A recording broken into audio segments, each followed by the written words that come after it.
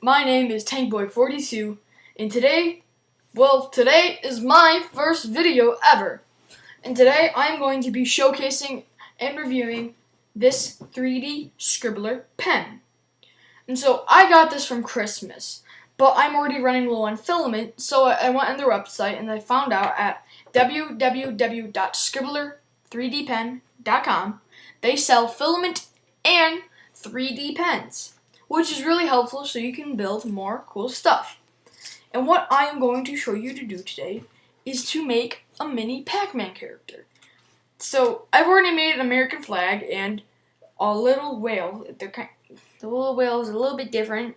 It's not exactly a whale, but that doesn't really matter. And so what you first gotta do is turn your thing on, obviously, and then you're gonna make sure it's at the right temperature. And it does take a while for it to get at the right temperature, and so it's fine.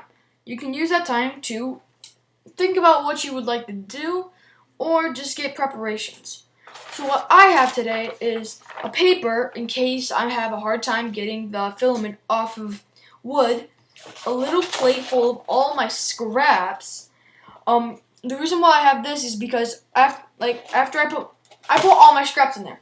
If once I get enough, I burn them all together, kind of meld them, and then they create a little ball. So if I want to make something round and I want to make it not hollow, I don't have to waste all this precious filament because it goes quickly. Trust me, please. You would regret it if you would. So, like I said, today we are going to make a mini Pac-Man character. I'm going to make that one guy where Pac-Man eats the dot and then they are vulnerable and they can get eaten. I'm going to make that guy. And so, what you want to do is first put in the press the insert button, then put in the filament color that you want, and then let's say you started making you made something else before this and then took that color out. The colors will be the same color that you chose before. This one will come out and it will kind of like join together with the other one, but after a little while it should be fine. So as you can see at the beginning it's a little white, but now it's mostly blue, so we're going to take that off real quick and put it on here. Oh, and one more thing to consider. If this is like your first time doing the 3D pen, please be careful because it is very hot. The black part is hot, but you can touch it for a little bit. But the white part is the nozzle.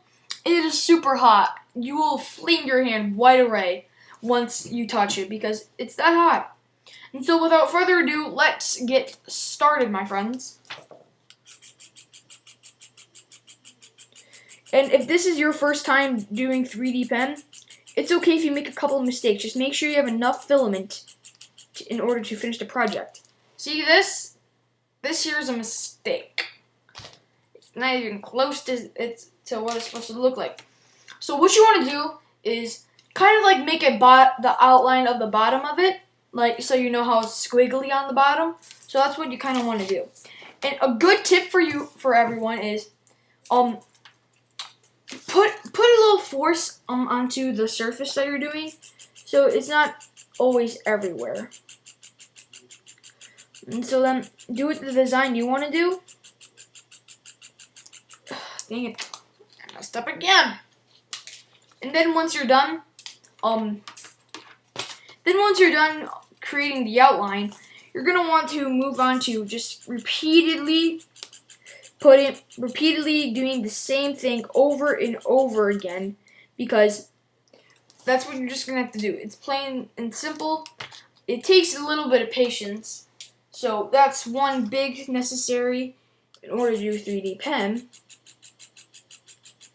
But all you really just have to do is keep on repeating the surfaces that you do. And so once you do that, you're gonna want to add some white eyes and a squiggly mouth if you're making the vulnerable ghost. And that's what I'm doing. And so I'm just finishing that up right now. And I am done. And so mine isn't exactly an exact replica, but it's the best I can do for now. And here's how mine turned out. Let me know if you use this to help you make this, and let me know how that turned out for you.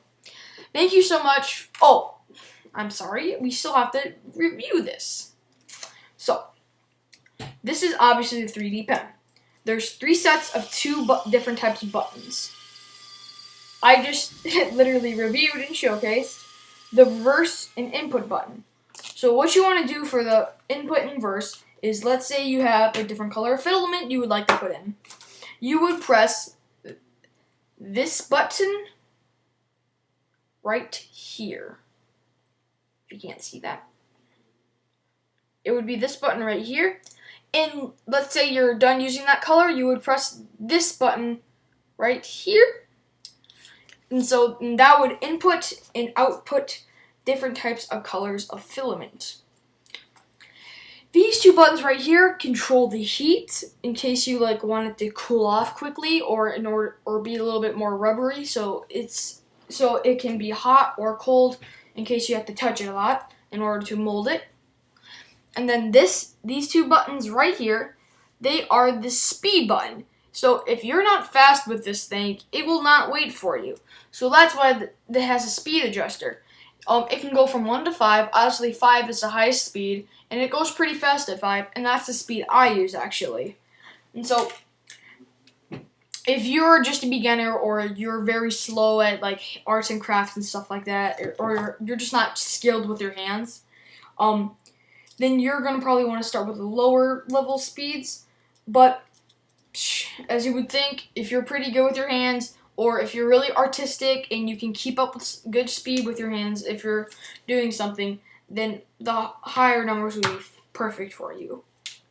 So, thank you so much for watching this video, and don't forget to like, subscribe, and comment if you have any suggestions of other videos, or if there's anything that you wanted to mention. Thank you very much for